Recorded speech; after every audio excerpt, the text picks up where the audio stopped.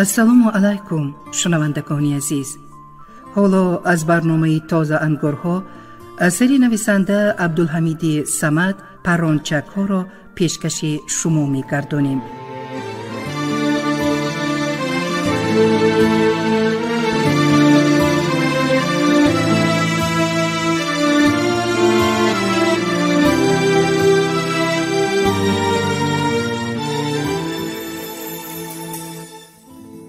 این اثر مسئول ایجاد آغاز سالهای 80 عصر 20 نویسنده عبدالحمید صمد است. در این اثر موضوع تکامل شخصیت و خودشناسی جوانان دهات که مثل چوجه های نوبال از زادگاه و کنار پدر و مادر جدا گردیده به خاطر تحصیل به محیط پرغوغای شهر افتادند و در گیردودار حیات مستقلانه از روی اراده و آرزوهای شیرین و آموزش کسب و دانش کمر بسته ناچار به انسانهای ناآشنا، گوناگون خصلت، پدیده‌های زشت و مسئله‌های نهایت سنگین روبرو آمده ضمن برخوردهای آشتیناپذیر از جهت روانی و معنوی آب و تاب یافتند تصویر یافته است. پرانچک ها همصدای درد و ارمان و آرزو و تلاش های جوانان امروز نیز هست. واقعا نویسنده لباس زبان و سبک نگارش اثر را تحریر و نو کرده است.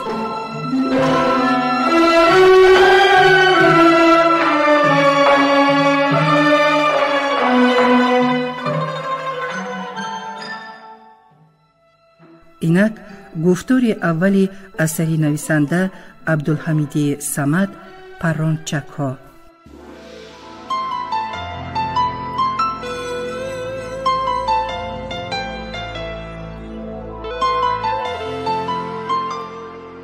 هنری دیگران ندیدن عیب، دیدن عیب خویشتن هنر است.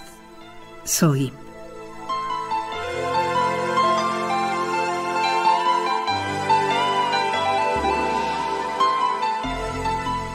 در روز امتحان نخستین به او پسری رئیس نام نهادند. این نام را کی به او داد تنها من میدانم، ولی حاضر چون حالت به عمل اومد که زیر باری خجالت ماندم. دلم ته رفت و ناچار نگاهم را از او گریزاندم.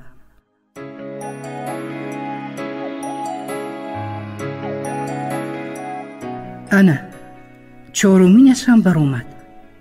ندا برآورد یکی لبولونجش آویزان کو، این بیروزی هم از امتحان افتاده باشد.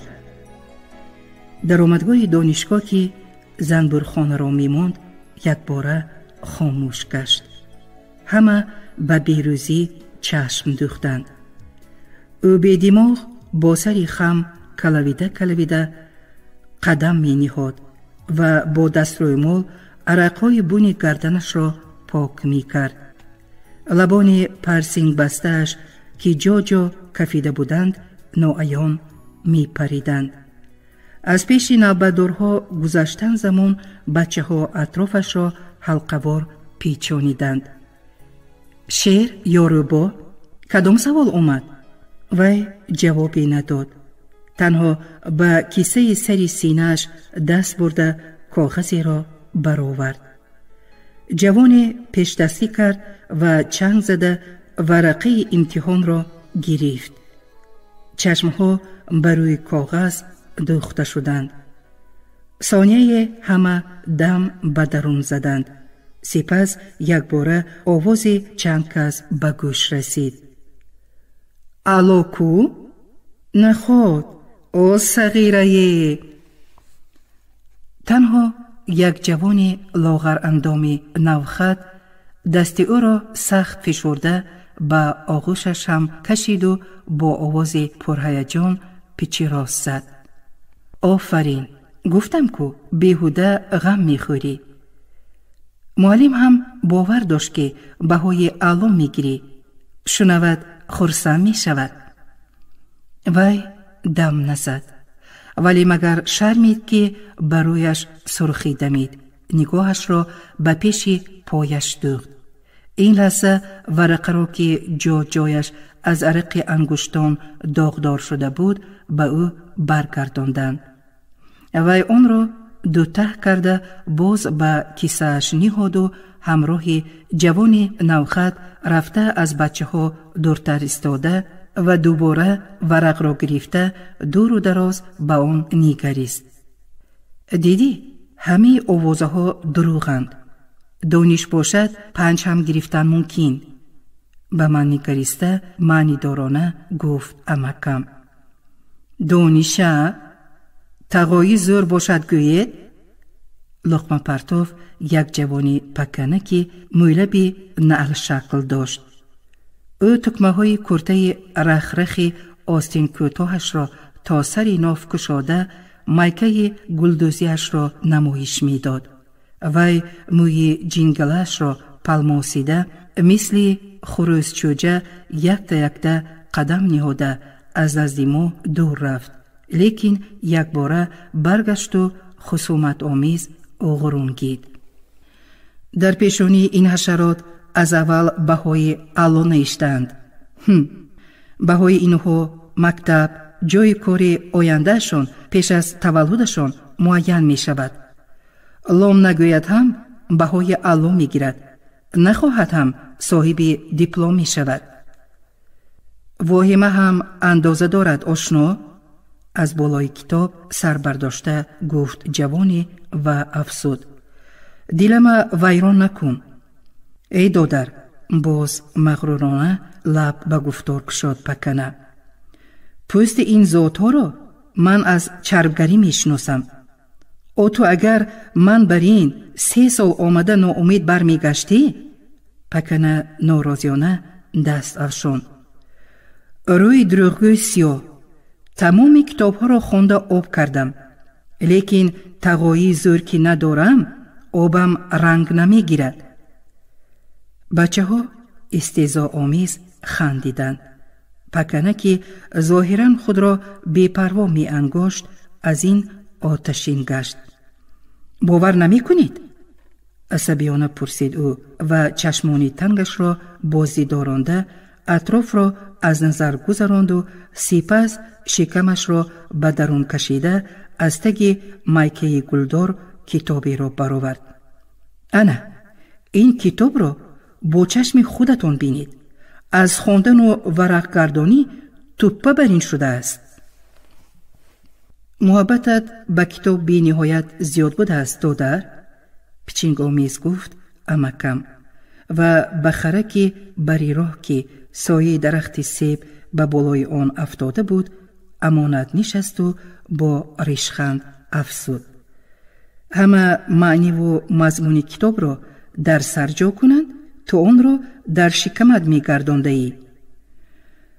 اگر کتاب را آب کرده خورده باشی چرا آن را بازرستی به امتحان می دراری؟ مسخره آمیز پرسید دختری. برای احتیاط جانکم، ساختکارانه خندید پکنه. یگون کس که از پسم نمی رود و بلی نمی گوید مثل مرگزیده از رسمون علام می ترسم. اینها چی؟ وی با نفرت به جوان که با دوستش هنوزم صحبت نرم داشت تیغی نگاه افکند و غرونگاه زد. سولتش رو بینید؟ پسر رئیستیه؟ ای خاک بر سری تقدیری بدم. پکنه مثل شتاهان آه و واه کشان پیچ تاب خورده به پیشانیش مشتی فروورد. در وقتش اگر اوچه من هم به یگان رئیس می رسید کارها ونگ می شد. حالا هم دیر نشده است. اوچه تا عروض کرده می آوردی و دلی معلمی سرسفیده می یافتی. لقمه پرتوف جوانی و صدای خنده حاضران صحنه دانشگاه را پخش کرد، لیکن قاه پکنه از همه بلند بود. جوان این دم خسته حال با گوشه چشم به طرف آنها نگریست و در لبش تبسمی عجیبی سیر کرد و چشمانی پرخیالش ارنگ درخشیدند. دوستش مهربانانه دست به کتف او نهاد و گوشکی کرد و ذوقید. پکنه تبسم، درخش چشمان، گوشکی و خنده آنها را به طرز خود معنی داد کرد. به حال ما خندید. حشراته، خرش از لای گذشته. نفرت آمیز از پس آنها که سوی برآمدگاه روان بودند نگریست و با کراهت افسود. بینیش آسمان می خراشده؟ خیر، اگر دانشجو شوم آنه این خیل پسر رئیسه در چشمش نشان می دهم. پیش از امتحان دادر دیلونیت را کج نگیر که به مقصد نمی رسی. نصیحت آمیز گفت عمکم و بیتی دوست داشتهش را به زبان آورد. به خدا دادگان ستیزه مکن که خدا داده را خدا داده است. این گپی زمانی فیادلی کهنه. چی؟ خدا تنها آنها را می بیند؟ یا تو هم از پس یگان پسری کلان شونده بلی گوی آمده ای؟ روی لنده پکنه از غایت غضب تیره گشت و سیاهی چشمانش به دورزنی در آمد. ما هم 10 سال خونی جگر شده در مکتب خونده ایم. او غیرانه به عمکم دیده دوخت و کتاب را باز به تگ لباسش پنهان کرد. عمکم به درآمدگاه که آنجا جنب و جل و غوغای بچه ها سیله زنبورهای بشور آمده را یادرس می کرد. دیرگاه نگریسته به سکوت رفت. بعد با ملایمت گفت: پسری رئیس ها هم آدمند دادر؟ گپ سری پسری کی بودن نیست. دانشت نقص باشد می گذری. پسری رئیس وزیر هم باشی 1000 تقای زور هم از پست دود. از دانش، عقل، فراست کم بغل باشی جان کاهانیت بیفایده. گفت وی. سپس خیال آمیز افسود: این را امتحان می گویند. خودت یگان بار امتحان سپرده ای؟ استهزا آمیز خندیده پرسید پکنه. از لپ لپ گپت معلوم که تمام عمر توتی بیدانه خورده گشته ای. عمکم در جایش یک تکان خورد. وجاهتش خیال دیگر گشت. بیشک تنه پکنه به عزت نفسش رسید، ولی سیر بای نداد، بلکه ارنگ آواز برآورد: امتحان؟ ما از آسیاب آمده ایم و تو میگویی که دل خالی. برای آدمی عاقل هر روز، هر ساعتی عمر همین گپ‌های ما هم امتحان است. اینجا آسیاب نه عمک؟ چشمانش را مثل چشم مور بازی دارانده ندا کرد پکنه. پول سیراد برین اینجا. گوسفند سوار می گذرد، بی گوسفند می افتد. از پسی پسرت آمده ای. خیر، اگر بر محل پیش آب را چیم زده باشی کارت ونگ می شود.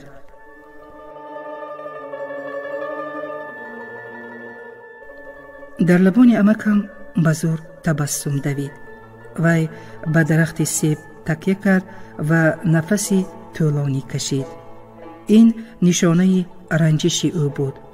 من به تشویش افتادم، زیرا گمان کردم که حالا عمکم پکنه را از آب گرفته بلای می زند و در نزد این قدر آدم شرمنده می سازد. آخر وی خوش شنیدن گپ‌های سفسطه به گفت خودش بی مغز را ندارد. به بالای این او یکی از نخستین دستپروران همین دانشگاه می باشد. این گفتگو خیال مرا به دهه برد. واقعا در ده ما هم که همشفت شهر است در خصوص قبول داوطلب به مکتب‌های عالی همین خیل عقیده وجود دارد. گهوارد از آسمان افتاده باشد هم بی‌تقاضی، یعنی مدد رسان و رشوه داخل شده نمیتوانی. با اصرار میگویند بعضی طایفه ها. والدین اکثر بچه ها به این هنگامه و افسانه ها باور کرده از پی جستجوی تقاضی یا میان رو می افتند. باز از همه بدش آن است که این غمخواری آنها را فرزندانشان حس می کنند و تنها به تقاضی امید می بندند. بعد تمام عمر در سایه دیگران گشتن و آسانکک زیستن را اولاتر می دانند، بلکه این خصلت در خون و پوستشان جا می گیرد و سرباری پدر و مادر می شوند. با آدمانی که این عقیده را می پرورند آشی امکی من هیچگاه نمی پزد.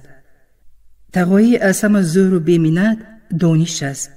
باری هنگام چنین بحث گفت او، ولی چند کس دلیل آوردند که پسری غیوری سوداگر نام خودش را درست نوشته نمی توانست و به شعبه اقتصادی دانشگاه داخل شده است. داخل شدنش به یک تین نمی ارزد. با قطعیت گفت امکم. این خیل کارچالان و روباه بازان در هر جا راه می یابند، لیکن عمری دراز نمی بینند، شرمنده می شوند. وی کمی خاموش ماند. به خیالم خنده پیچینگ آمیزی آدمان علمش را آورد که باز با اصرار گفت خیر، یک دیپلم حرام می کند، لیکن منفعتش به هیچ کس نمی رسد. آبرو قدر و قیمتی نمی بیند، زیرا بنیاد در دل و نیتش پاک نیست، بلکه دیپلم گرفتهش درد سر عذاب جانش می شود. چرا؟ برای آن که سال کار نکرده یا از روی بدنفسی و تاراجگری یا از روی نادانی به صد بلا افتاده آبی چشم می ریزد. معلم، این گپای شما برای تسکین دل است. در اصل کردی همین کارچالان های لعنتی دویم بالای روغن. با استهزای ساده دلانه گپی او را برید بابای سلیم که تا حال خاموش می نشست. اوریشی پخماق زرتابش را با پنجه شانه زده با یک فارغ بالی به خود خواست سخنش را ادامه داد. معلم، تخم این مردمی حنات و شیطان در یگان دور و عصر از روی زمین کم نشده است. یک تاش مورد شکرانه می کنی، اندکی آسوده می شوی، لیکن باز می بینی که الکی جایگیرش پیدا شد. اصلش سیر و سودای این بلا را افلاطون باشی هم فهمیدن مشکل. منی موسفید بعضن شبهای دراز نخوابیده به جای گور و قیامت، روزه و نواز، بیشت و دوزخ همین گپ ها را فکر می کنم. پیرمرد خندیده 4-5 دندانی فرسوده سیاه‌تابش را که در جا جای واره های دهانش کج و کلیب می ایستادند با انگشتان شخشولش جنبانیده رنجش آمیز علاوه کرد.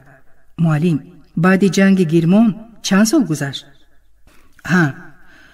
انا 35 سال باز من به همین دندان ها نان خورده زنده می گردم. لیکن صغیره های دین از تخم برآمده غیور صاحب دندان های طلا. بوی های پیشینه نسبت به دزد و غارتگرهای حاضره کمبغل بودند. در هر خانه 2-3 تایی ماشین. اگر از مزد مهنتش ماشین می گرفت حلالش بود. با یک تاش گفتم چرخهای ماشینت از پول من است. اول حیران شد، بعد مکارانه خندید و گفت خدا عمری درازت بدهد که در سایه دولتت می کردیم. او کجای این حقیقت است؟ موسفید نگاه قهربارش را آزمایشکارانه به حاضرین افکند، سپس سری زانو نشست و غرغر کرد. ناحقی از آدم و هوا سر زده بود. نباشد چرا زمین فتنه‌گر، حرامخور، شیطان آدم‌های ناشد را فرو نمی برد؟ چرا آفتاب دزد و کارچران را نمی سوزد؟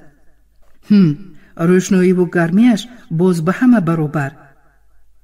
چی به خانه پاره‌خور که ایمانش را فروخته پسری ناشد غیور به مکتب عالی قبول کرده است نمی سوزد؟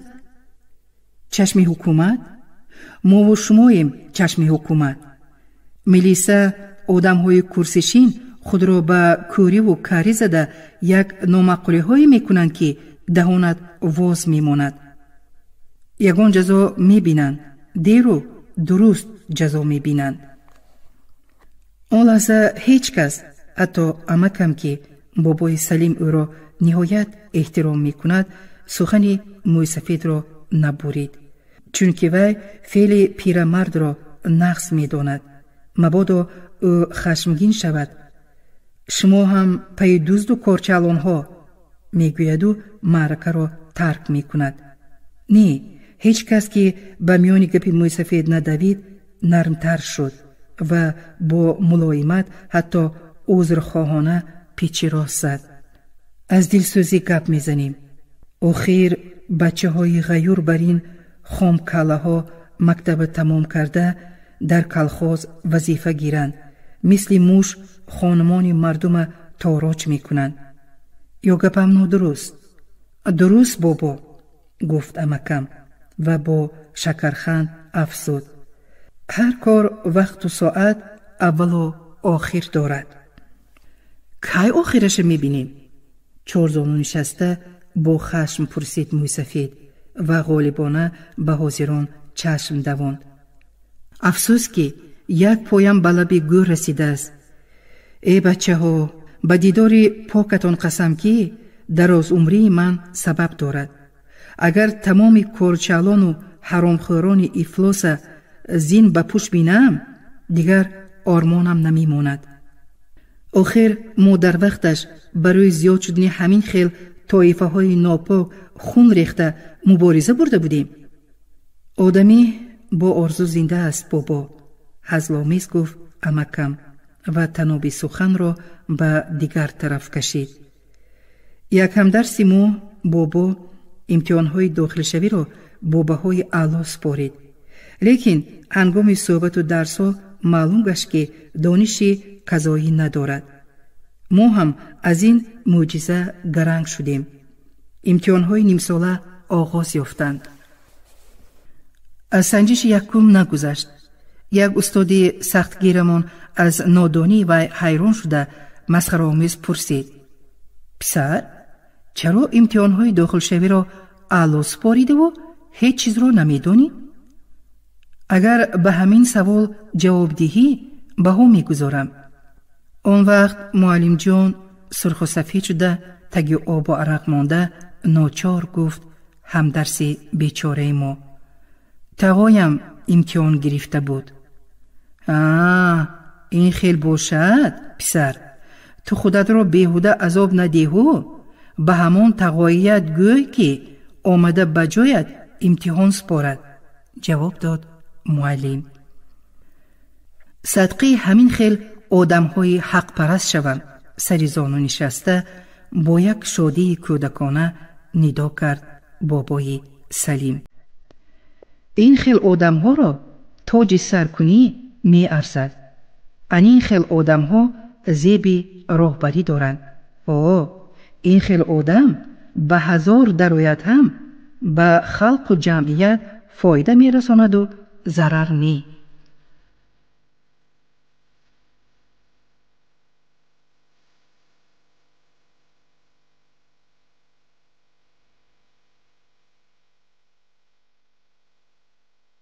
حالا یک دختری ریزه پیکری چشکه بود که در تن پیراهن چیتی گلی نار داشت از امتحان برآمد.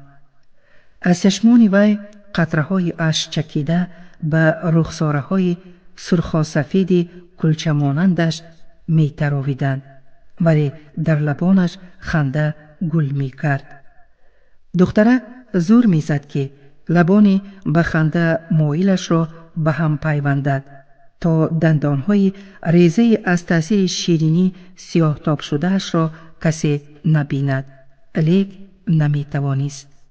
وی با نوک آستینهای کوتاهش پیوسته اشکایش را پاک کرده از نگاه آدمان کنجکاو پناه می جست. баҳои нағз гирифтӣ, чаро боз гирья мекунӣ? бас, айб мешавад. дугонааш китфони ӯро сила мекарду дар буни гӯшаш пичирос мезад. ё ранҷонданд? не, бо овози гирифтаи ларзон мегуфт духтарак. ва акнун рӯяшро ки аз шодии беинтиҳо мунаввар буд болои синаҳои бардамидаи дугонааш ниҳода кӯдаквор мемолид ва баробари ӯ қадам мениҳод. ҳамин хел гирьям омад. охир мабодо меафтидам.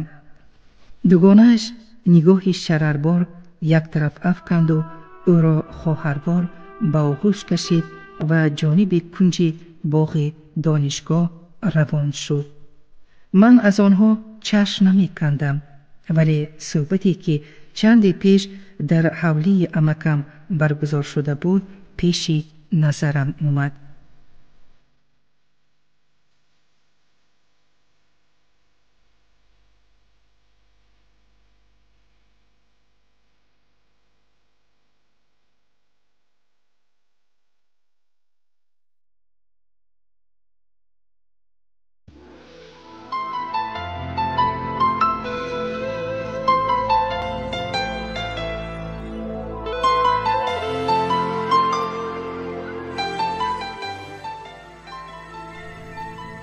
шумо аз барномаи тозаангорҳо гуфтори аввали асари нависанда Абдулҳамиди Самад «Паррончакҳо»-ро шунидед.